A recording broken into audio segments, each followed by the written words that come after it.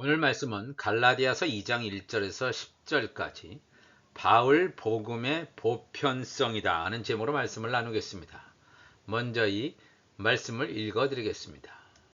14년 후에 내가 바나바와 함께 디도를 데리고 다시 예루살렘에 올라갔나니 계시를 따라 올라가 내가 이방 가운데서 전파하는 복음을 그들에게 제시하되 유력한 자들에게 사사로이 한 것은 내가 다름질하는 것이나 다름질한 것이 헛되지 않게 하려 함이라.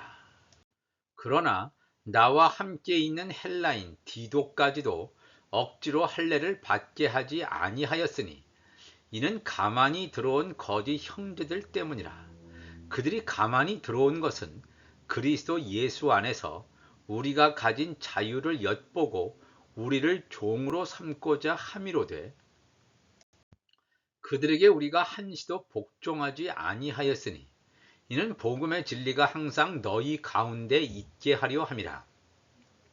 유력하다는 이들 중에 본래 어떤 이들인지 내게 상관이 없으며 하나님은 사람을 외모로 취하지 아니하시나니 저 유력한 이들은 내게 의무를 더하여 준 것이 없고 도리어 그들은 내가 무할례자에게 복음 전함을 맡은 것이 베드로가 할례자에게 맡음과 같은 것을 보았고 베드로에게 역사하사 그를 할례자의 사도로 삼으시니가 또한 내게 역사하사 나를 이방인의 사도로 삼으셨느니라.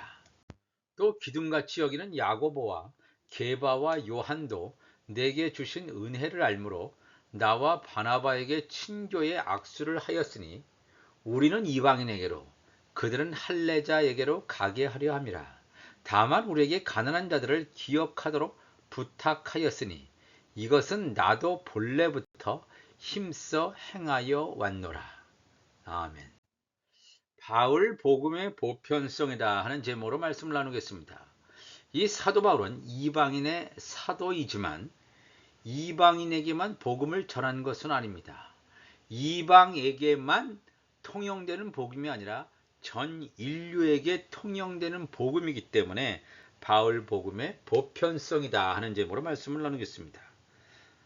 이 사도 바울은 회심한 후 즉시 다메섹에서 복음을 전하다가 유대인들에게 살해 위협을 당하기도 합니다. 이 바울은 자신의 복음의 정당성과 사도권의 정당성을 인정받기 위하여 즉시로 예루살렘으로 올라가서 예수님의 11 제자들을 만나려는 그러한 시도를 단호히 거부합니다. 하지 않습니다. 그 대신에 바울은 생뚱맞게도 이 아라비아로 가죠. 나바티아 공화국이라고 하는 그 아라비아에 가서 3년간 집거합니다. 물론 이 나바티아 공화국의 왕인 아레다 4세, 그 4세의 고관이 통치하고 있는 다메섹에서 자신을 체포하려는 그 시도, 그러한 시도를 피하여 다메섹을 벗어나는 위험천만한 일을 겪기도 합니다. 갈라디아서 1장 17절 보면 나보다 먼저 사도된 자들을 예수님이 11 제자들을 만나려고 회심한 후에 즉시로 예루살렘으로 가지 아니하고 아라비아로 갔다가 다시 다메섹으로 돌아갔노라. 자기를 죽이려고 하는 유대인들이 있음을 알매도 불구하고 다시 다메섹으로 돌아가는 바울의 모습을 엿볼 수가 있습니다. 고린도후서 11장 32절 이하와 사도행전 9장 23절 이하는 사도 바울이 이 회심한 후에 아라비아에서 다시 다메섹으로 돌아갔을 때 겪은 그 상황을 묘사해주고 있습니다. 고린도서 11장 32절 보면 다메섹에서 아레다 왕의 고관이 나를 즉 바울을 잡으려고 다메섹 성을 지켰으나 나는 광주리를 타고 들창문으로 성벽을 내려가 그 손에서 벗어나노라. 매우 긴급하고 위급한 상황임을 여기서 성경은 증거하고 있습니다. 사도행전 9장 23절에도 여러 날이 지남에 유대인들이 사울 죽이기를 공모하더니 그 계교가 사울에게 알려주니라. 그들이 그를 죽이려고 밤낮으로 성문까지 지키거늘 그의 제자들이 밤에 사울을 광주리에 담아 성벽에서 달아내리니라 그랬습니다. 이 온갖 도처에 인간 지뢰밭이 깔려 있습니다. 이 사울은 담대하게 복음을 전하고 있었지만 바울을 죽이려고 달려드는 자들이 유대인들뿐만 아니라 다메섹에 살고 있는 유대인들, 또 다메섹을 실질적으로 통치하고 있던 아레다 왕의 이 고관을 통해서도 숨도 쉴 수 없을 정도 그 상황 가운데서 긴급히 도망갈 수밖에 없는 그 상황이 있었음을 성경은 증거하고 있습니다. 바울은 회심한 지 3년이 되어서야 비로소 예루살렘을 방문하여 베드로와 예수님의 동생인 야고보를 만나게 됩니다. 다른 제자들은 바울의 회심을 의심하지요. 바울이 예수의 제자가 됨을 믿지 않아서 두려워서 바울을 만나기를 주저할 때에 바나바가 나서서 중재의 역할을 하므로 제자들이 바울을 만나 교제를 하게 됩니다. 교제를 하게 되지만 이 예루살렘에서도 헬라파 유대인들이 바울을 죽이려고 하는 살해 위협은 계속됩니다. 이때에 바울이 성전에서 기도하다가 주의 음성을 듣게 됩니다. 사도행전 22장 17절 가보면 후에 내가 예루살렘으로 돌아와서 성전에서 기도할 때에 황홀한 중에 봄에 주께서 내게 말씀하시되 속히 예루살렘에서 나가라. 그들은 네가 내게 대하여 증언하는 말을 듣지 아니하리라 하시거늘 나더러 또 이르시되 떠나가라. 내가 너를 멀리 이방인에게로 보내리라 하셨느니라 그랬습니다. 이 사도 바울이 예루살렘에서 유대인들에게 아니면 예루살렘에 있는 이방인들에게도 복음을 전하고자 했지만 성령의 뜻은 하나님의 뜻은 현재는 예루살렘이 아니라 이방 땅이었음을 분명히 가르쳐 주시고 있습니다. 동일한 그 기사가 사도행전 9장 29절에 나옵니다. 또 주 예수의 이름으로 담대히 말하고 헬라파 유대인들과 함께 말하며 변론하니 어디에서요? 예루살렘에서. 그 사람들이 헬라파 유대인들이 바울을 죽이려고 힘썼다 그랬습니다. 헬라파 유대인들은 그리스 말을 굉장히 잘하는 이방 나라 출신인 유대인을 말합니다. 사도 바울도 길리기아 다소에서 태어난 것처럼 헬라파 유대인들은 이 이스라엘 땅이 아닌 다른 이방 땅에서 태어나서 그 당시의 국제어인 이 그리스어를 모국어처럼 모국어로 잘하는 그 사람들이 바울을 죽이려고 힘쓰고는 형제들이 알고 가이사랴로 데리고 내려가서 길리기아 다소 바울의 고향 땅으로 보내게 됐다라고 성경은 증거하고 있습니다. 그런데 여기서 이 상황을 조금 더 잘 이해하기 위해서는 이 갈라디아서 1장 21절 상황 보면 그 후에 바울이 회심한 후에 내가 수리아와 길리기아 지방에 이르렀으나 그랬습니다. 그러니까 안디옥 사역을 하기 전에 이렇게 예루살렘에서의 핍박 때문에 이 바울이 수리아 지방, 길리기아 지방에 간 것을 성경은 증거하고 있습니다. 이 기간 중에 바울은 자신의 고향인 길리기아 다소에서 이방인들에게 복음을 전하는데 그렇다면 수리아라고 하는 지역은 왜 기록되어 있는가? 수리아 지역 가운데서 중심되는 도시가 바로 수리아 안디옥입니다. 그 첫 번째 이방인의 교회가 세워진 안디옥을 가리키는 것으로 보입니다. 사실 이 안디옥은 후에 바나바와 바울을 이방 선교사로 파송한 교회로 성장하게 되는데 안디옥 교회는 바나바와 바울이 개척한 교회가 아닙니다. 사도행전 8장 1절을 가보면 그날에 스데반이 순교당할 그때에 예루살렘에 있는 교회에 큰 박해가 있어 사도 외에는 다 유대와 사마리아 모든 땅으로 흩어졌다 그랬습니다. 스데반의 죽음으로 말미암아 선교의 역사가 시작되고 선교의 역사가 흥왕하는 것을 보게 됩니다. 핍박, 박해가 있으니까 이스라엘 땅에 모여 있지 않고 사도들 외에는 유대, 사마리아 모든 땅으로 흩어졌다. 이것을 조금 더 구체적으로 사도행전 11장 19절을 가보니까 그때의 스데반의 일로 일어난 환란으로 말미암아 흩어진 자들이 베니게와 구브로, 이 구브로 하면 바나바의 고향입니다. 사이프러스죠. 구브로와 안디옥, 수리아 안디옥까지 이르러 유대인에게만 말씀을 전했다 그랬습니다.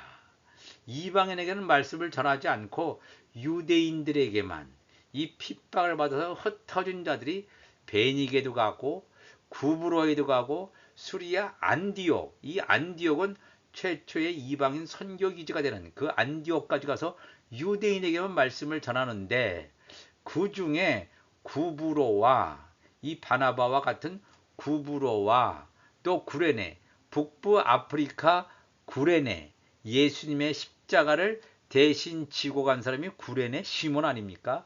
구브로와 구레네 몇 사람이 안디옥에 이르러 헬라인에게도 즉 이방인에게도 말하여 주 예수를 전파했다 그랬습니다. 구브로와 구레네 몇 사람 이전에는 그냥 이들 지역의 유대인에게만 말씀을 전했는데 구브로와 구레네 몇 사람이 혹시 예수님의 십자가를 짊어지고 갔던 구레네 시몬이 이 중에 섞여 있을 수도 있습니다.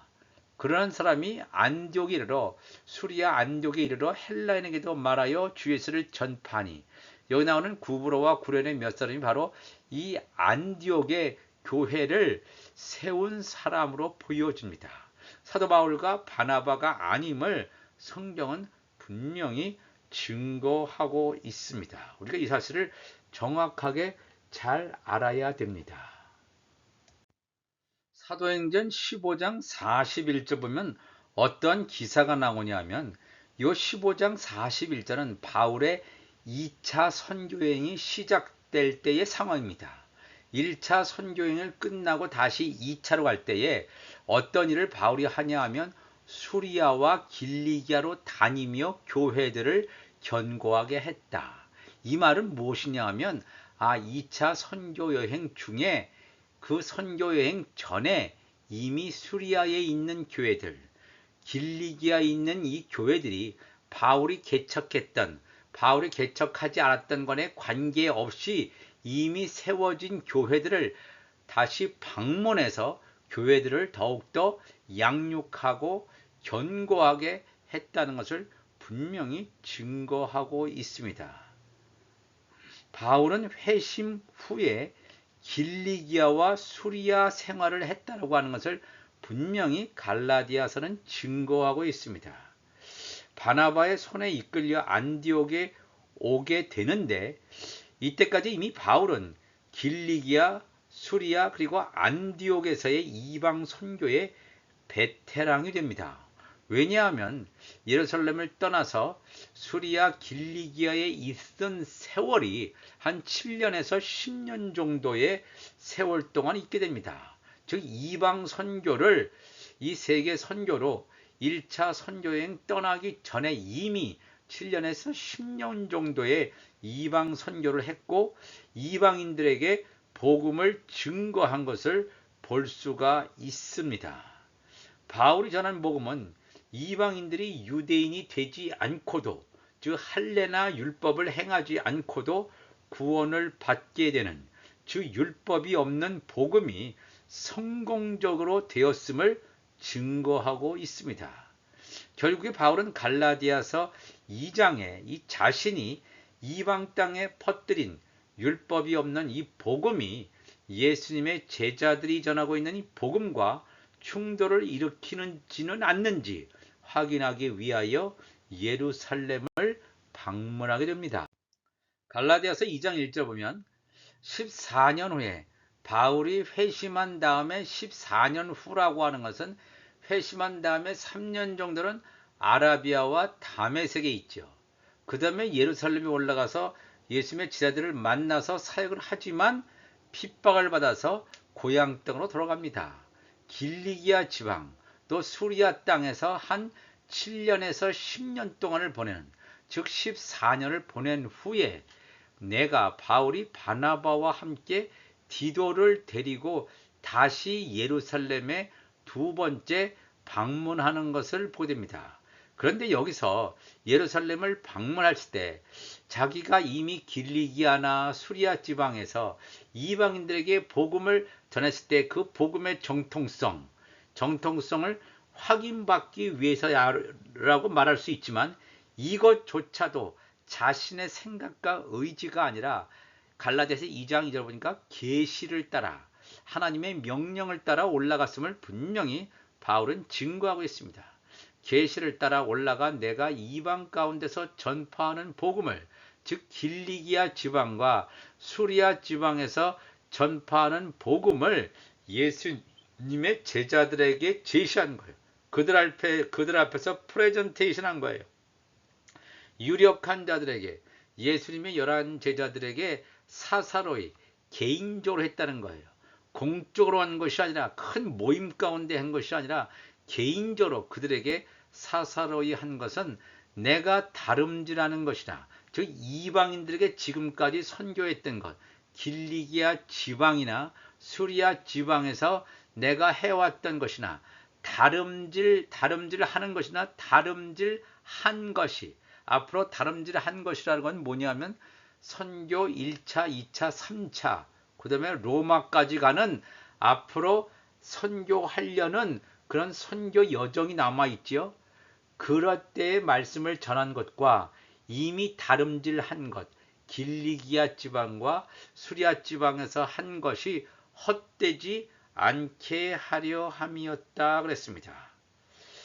즉 바울이 이방인에게 전했던 율법 없는 복음이 예수 제자들의 복음과 조화를 이루는지 알고자 하는 성격이 강한 그런 것을 이 모임의 성격이라고 우리가 보여집니다. 그리고 바울은 자신이 전한 복음의 성격을 입증하기 위하여 바나바를 대동하고 또한 이방인이라고 하는 헬라인인 디도를 데리고 예루살렘에 방문하게 됩니다. 심지어 바울은 이방인인 헬라인 디도를 유대인이 되는 표식인 할례를 받게 하지 않습니다.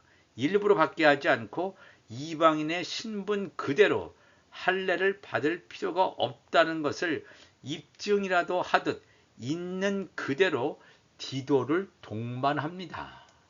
갈라디아서 2장 3절 보면 그러나 나와 함께 있는 헬라인 디도까지도 억지로 할례를 받게 하지 아니하였으니 왜냐하면 할례를 받아야지만 구원받는다 그러면 할례를 당연히 받아야죠. 근데 할례를 받을 필요가 없다라고 하는 것은 율법 없는 복음이 모든 민족에게 통한다는 사실을 증거하는 것입니다. 그런데 이거를 방해하는 세력이 있습니다. 이는 가만히 들어온 거짓 형제들 때문이라.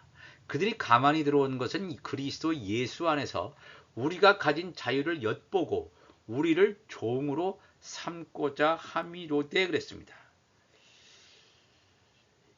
여기서 나오는 거짓 형제들이라고 하는 것은 유대주의자들입니다. 이들도 예수를 믿고 있지만 정말로 구원 얻기 위해서는 예수를 믿는 것 가지고는 안 되고 율법을 지켜야 돼. 특별히 할례라든가 음식법이라든가 이런 것을 지켜야지만 구원을 얻을 수 있다라고 주장하는 예수 믿음만으로 부족하다라고 생각하는 자들이 거짓 형제들입니다. 그러나 바울은 단호히 이들의 주장을 배격합니다. 우리를 종으로 율법 아래에 있는 자로 만들고자 하는 그들의 의도를 간파한 바울이 그들이 가지고 있는 복음은 복음이 아니다라고 하는 것을 증거하고 있습니다. 결과적으로 이 사도행전 15장 1절에 나타난 예루살렘 공의회를 모일 수밖에 없게 됩니다. 즉 거짓 형제들과 같은 어떤 사람들이 유대로부터 내려와서 형제들을 가르치되 너희가 모세의 법대로 할례를 받지 아니하면 너희가 구원을 받지 못하리라. 이러한 생각, 이러한 주장을 가르치고 있는 유대주의자들이 많이 있었기 때문에 이런 공식적인 어떤 공의회가 필요했고 소집되고 결정을 하게 된다는 사실을 우리가 알게 됩니다. 바울은 이미 길리기아 지방과 수리아 지방과 안디옥의 이방 선교 현장에서 성공적으로 율법 없는 복음을 이방인들에게 전파한 것처럼 예수님의 제자들을 만나서 허락이나 공인을 받으려는 목적이 아닙니다. 왜냐하면 이 복음은 그들로부터 배운 복음이 아니라 예수 그리스도로부터 직접 받은 복음이었기 때문에 그렇습니다. 바울이 전하는 복음과 예수의 제자들이 전하는 복음이 동일한 것임을 확인하는 그러한 차원임을 증거하고 있습니다. 그러므로 바울은 거짓 형제들의 입장이나 주장을 단호히 배격하고 따르지 않게 됩니다. 갈라디아서 2장 5절 보면 그들에게 거짓 형제들에게 우리가 한시도 복종하지 아니하였으니 이는 복음의 진리가 항상 너희 가운데 있게 하려 함이라. 유력하다는 이들 중에 즉 예수님의 제자들 사도들이라고 하는 이들 중에 본래 어떤 이든지 내게 상관이 없으며 하나님은 사람을 외모로 취하지 아니하시라니 저들은 예수님과 직접 동행 3년 6개월 동안 동행한 예수님의 제자들 3년 동행한 사람도 있고 2년 동행한 사람도 있긴 하겠지만 어쨌든지 저들은 예수님을 대면했고 예수님으로부터 말씀을 받았던 그들 자기가 이런 외적인 조건으로 저들보다는 좀 부족할 수 있지만 저 유력한 자들은 내게 의무라고 하는 것은 우리 한글 성경에만 있는 것입니다. 저 유력한 예수님의 제자들은 내게 어떠한 것도 더하여 준 것이 없다. 어떠한 저들의 말이나 메시지가 나의 이 바울 복음에 첨가된 것이 없다라고 하는 것을 분명히 증거하고 있습니다. 그럼에도 불구하고 바울 복음이 저들로부터 배운 복음이 아님에도 불구하고 바울이 가르쳤던 이 복음과 예수의 제자들이 가르친 복음은 동일한 것임을 분명히 증거하고 있습니다. 만약에 차이가 있다면 복음을 듣는 대상자가 다르다 하는 것을 바울이 증거하고 있습니다. 갈라디아서 2장 7절 보니까 도리어 그들은 내가 무할례자에게 즉 이방인에게 복음 전함을 맡은 것이 베드로가 할례자에게 즉 유대인에게 맡음과 같은 것을 보았고 복음을 듣는 대상자가 다르다 이거예요. 베드로에게 역사하사 그를 할례자 유대인들의 사도로 삼으신 이가 또한 내게 역사하사 나를 이방인의 사도로 삼으셨다라고 분명히 바울은 증거하고 있습니다. 복음의 대상자가 다른 즉 율법을 가지고 살아가고 있는 유대인들과 율법 없이도 예수를 믿고 구원을 받을 수 있는 이방인들 향해서 복음을 전하는 내용은 같지만 형식이나 이런 것이 약간의 차이가 있음을 분명히 보여주고 있습니다. 그러면서 갈라디아서 2장 9절에 뭐라고 바울은 증거하냐면 또 기둥같이 여기는 야고보와 게바와 요한도 내게 주신 은혜를 알므로 나와 바나바에게 친교의 악수를 하였으니 우리는 이방인에게로 그들은 할례자에게로 가게 하려 함이라. 다시 한번 바울이 얘기하죠. 우리들은 즉 바울과 바나바는 이방인의 사도로 이방인의 복음 전하는 자로 또 야고보와 게바와 요한은 유대인들에게 복음을 전하는 자로 이렇게 나누어져 있음을 분명히 말하고 있습니다. 여기서 우리가 중요한 것은 기둥같이 여기는 야고보와 게바는 베드로죠. 이런 순서로 말하고 있습니다. 처음에는 예루살렘 교회의 초대 수장은 베드로입니다. 하지만 이 베드로가 첫 번째 예루살렘 교회를 수장을 하고 있다가 얼마 지나지 않아서 예수님의 제자 가운데 한 명인 세베대의 아들인 이 야고보가 순교당하는 사건이 발생하게 됩니다. 이 야고보에 대한 핍박, 순교 이후에 바로 즉시로 베드로가 감옥에 갇히는 일이 발생합니다. 기적적으로 감옥에서 나오지만 이 베드로는 드러나게 사역을 하지 않습니다. 예루살렘 교회의 수장으로 있다가 이제는 감옥에서 나온 이후에 바로 예수님의 형제 야고보에게 예루살렘 교회의 지도권이 넘어가는 것을 보게 됩니다. 그래서 이 순서를 야고보를 먼저 앞세웠습니다. 여기서 나오는 이 야고보는 세베대의 아들 예수님의 제자 야고보가 아니라 예수님의 형제 야고보, 예루살렘 교회의 수장인 지도자인 예수님의 형제 야고보를 증거하고 있습니다. 예수님의 제자 야고보, 세베대의 아들 야고보는 이미 순교를 당한 지 벌써 몇 년 흐른 뒤였습니다. 우리가 이런 사건을 보면 야고보, 게바, 요한이 예루살렘 교회의 중심 인물이었음을 알게 되는데 이들조차도 바울이 자신 앞에서 프레젠테이션 하는 복음을 듣더니 우리가 알고 있는 복음과 바울이 전하는 복음은 전혀 다르지 않고 같다. 그래서 이제는 뭐예요? 친교, 펠로우십을 할 수 있다는 거예요. 영적으로 성령 안에서 교제를 나눌 수 있다. 그랬더니 친교의 악수를 하였으니 우리는 이방인에게로 그들은 할례자에게로 가게 하려 함이다 그랬습니다. 아까 제가 말한 대로 사도행전 12장 1절은 그 사건을 분명히 얘기합니다.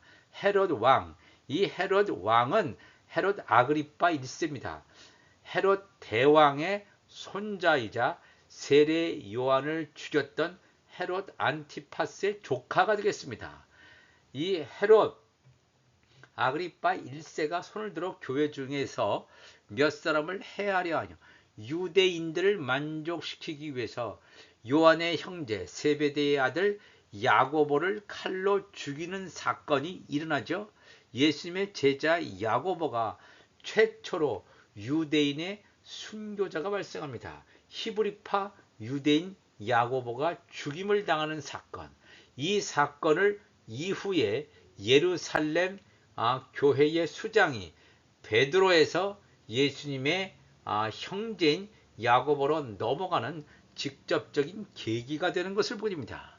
이 사도 바울의 이 사역을 통해서 그냥 마술적으로 하나님이 역사했다 이게 아니라 하나님의 역사는 사람의 평범한 삶의 여정을 관여하심을 알게 됩니다. 사도 바울이 1차, 2차, 3차 로마의 이런 선교 여행을 가기 전에 이미 이방 선교의 베테랑이 됩니다. 수리아 지방과 길리기아 지방에서 7년이나 10년 동안 특히 이 길리기아 자기 고향에서도 교회들을 개척했던 것을 우리가 알게 됩니다. 이런 이방 선교의 어떠한 방식 전략들을 이미 알고 있는 이 바울, 훈련이 된 바울이 이제 하나님의 때가 돼서 안디옥으로 다시 돌아오게 되고 안디옥 교회를 더욱더 체계적으로 부흥시키는 역할을 한 이후에 1차 선교여행을 떠나는 것을 보게 됩니다. 우리의 삶 전체 가운데서 하나님께서 사도 바울을 훈련시키는 것처럼 우리의 삶을 훈련시키시고 연단시키셔서 마지막 때에 온전한 의의 열매를 맺는 줄로 믿습니다. 다 같이 기도하시겠습니다. 하나님 아버지 감사합니다. 오늘도 우리가 하나님의 말씀을 나누었습니다. 바울 복음은 그냥 하늘에서 뚝 떨어진 복음이 아니라 바울 복음을 전하기 위해서 하나님께서 바울을 이곳 저곳으로 방문하게 하시고 훈련하게 하시고 연단하게 하시고 말씀을 전하게 하시고 그 다음에 또 1차 공식적으로 선교행을 떠나게 하시는 것을 보게 됩니다.